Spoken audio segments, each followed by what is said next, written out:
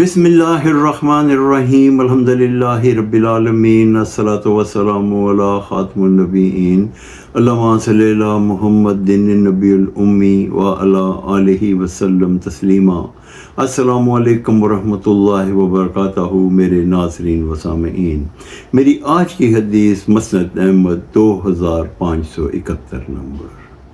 دو جہانوں کے سردار سرور ذی شان محبوب رحمان عز و جل بی بی آمنہ کے لال ابو القاسم حضرت محمد صلی اللہ علیہ وآلہ وسلم نے ارشاد فرمایا کہ رات کے وقت سفر کرنے کو لازم پکڑو، کیونکہ رات کے وقت زمین لپیٹ دی جاتی ہے۔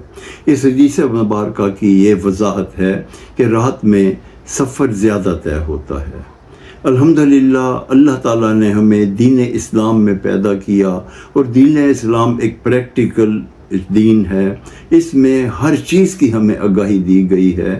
ہمیں سفر کرنے کا بھی طریقہ بتا دیا گیا کہ اگر ہم رات کے وقت سفر کریں گے تو وہ جلد سے جلد ہم طے کر لیں گے، کیونکہ اس وقت جلد سے جلد مسافت طے ہو جاتی ہے۔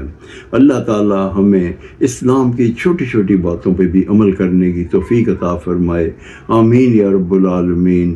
السلام علیکم ورحمۃ اللہ وبرکاتہ۔